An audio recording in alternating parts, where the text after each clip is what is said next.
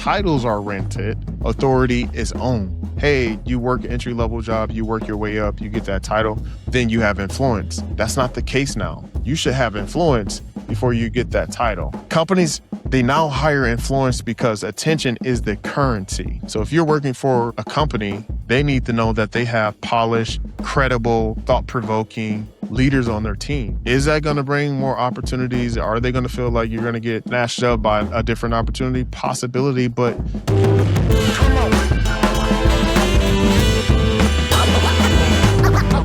okay, so this episode, we're going to talk about why influence now outranks position. So this episode is going to build on the previous episode because I think it's so impactful and you guys need to really understand how this is going to impact your opportunities in 2026 and beyond. So I got to start with this bar because it's so relevant to now. Titles are rented, authority is owned. Bar.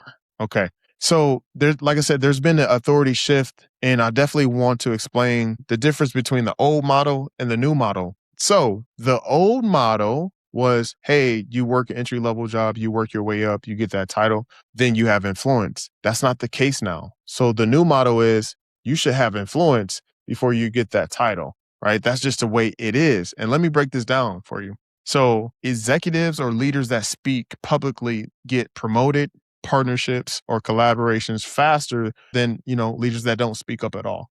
Those are facts. So you got to put yourself out there. So leaders with audiences attract investors, boards, partnerships. Just look at Gary Vee. He does all those things. He's polarizing. He's consistent, and he's always putting out content.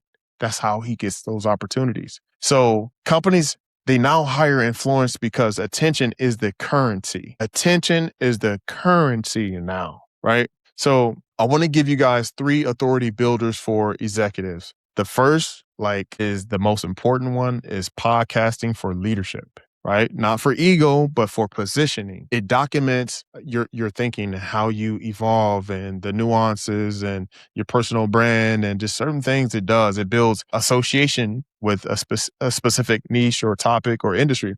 And it shows that you know how to have an intelligent conversation, right? And number 2 is strategic content because you're documenting your knowledge and your growth. And you don't need to post like random posts. Like you have to be intentional about, what you're doing. You have to be focused in your niche. Like, let me give you an example, like AI in leadership, sales, psychology, corporate culture, operational excellence, right? So those are the examples I wanted to give you. So, and then number 3, like speaking, you need to speak in internal town halls and external conferences or panels, because what's going to happen is that authority is going to build more authority and it's going to compound, right? When your voice is visible. I want to take a pause for a second and talk about your confidence, right? You got the experience, the results, the credibility, but when it comes to putting your voice out there, fear creeps in. Who am I to do this? Does that sound familiar? That's imposter syndrome, and it's keeping you small. My coaching is about breaking through that, helping you turn your expertise into content, conversation, and coaching that builds real influence in your industry. So if you're done hiding behind titles and ready to lead with your story, head over to connectingwithcreatives.com/coaching and let's get started. I'll see you soon. I want to kill some limited thinking that I know a lot of. I promise you, let me give you a story.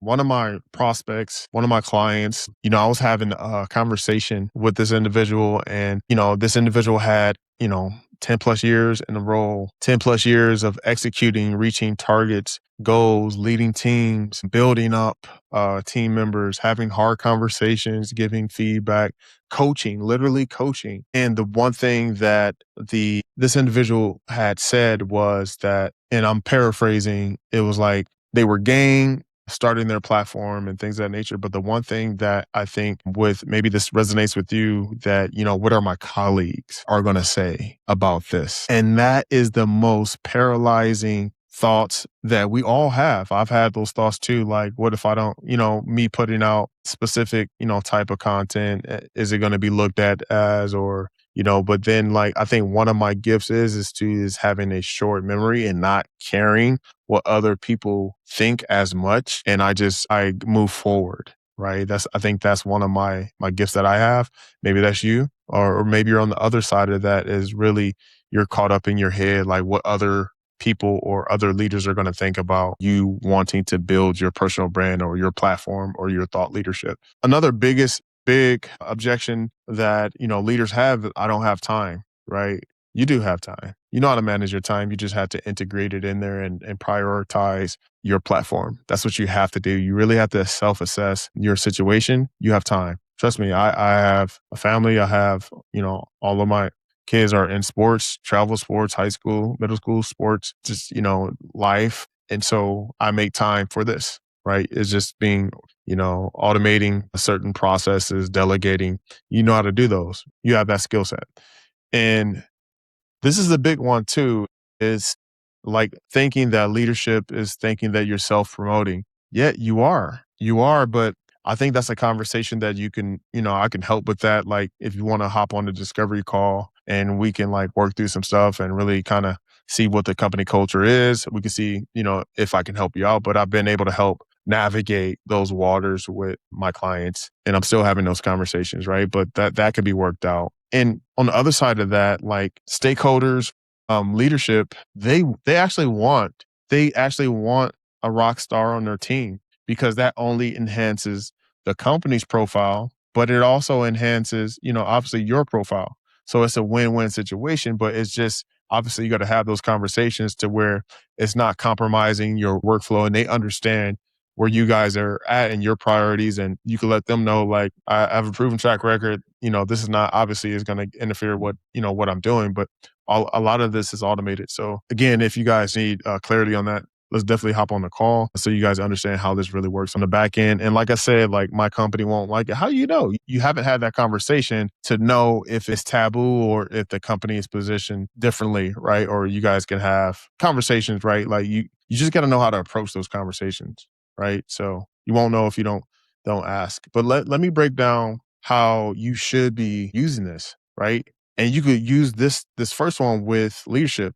So visibility is leadership. So if you're working for a company, they need to know that they have polished, credible, thought-provoking leaders on their team. Is that going to bring more opportunities? Are they going to feel like you're going to get snatched up by a different opportunity? Possibility. But if you have that rapport, if you have that transparency, if you have that equity, that relationship equity with that leader, then you guys can have that conversation. But then thought leadership is brand equity. So again, you're building your equity socially, right? Visibly. And if you do that over years and you're talking about a specific subject, niche, or position, that can give you long-term opportunities. Like I mentioned Gary Vee earlier, he's built up his dad's business, his wine business, and he turned that into an online market.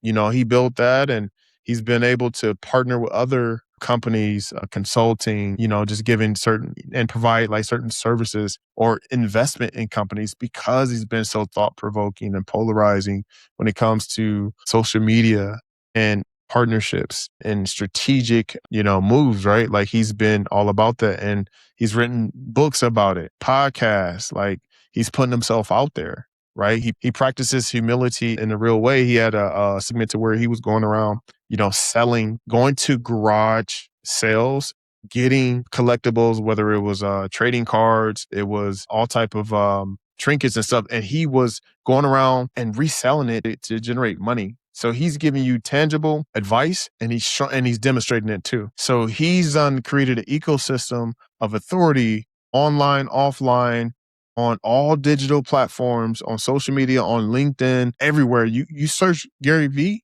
a lot of stuff is going to pop up because he's putting himself out there and he has been doing it for years. So if you're thinking about that, like, and you've been sitting on this thought about coaching, consulting, your own podcast, being on an advisory board, and you haven't taken the steps to start that, again, it's not too late. Definitely hit me up. But like I said, your employer is going to benefit from your platform. Trust me. And the last thing I kind of want to leave you guys with is So you got to look at this from like a flywheel, right? I want to give you this motto. So you got to have clarity on what you're talking about and your stance on that subject and how the benefits or pros and cons or whatever conversation you want to have on that. So you have to be clear. You want to be known for something. Gary Vee is known for, what he's known for. Like, and then he's putting out the second thing will be content.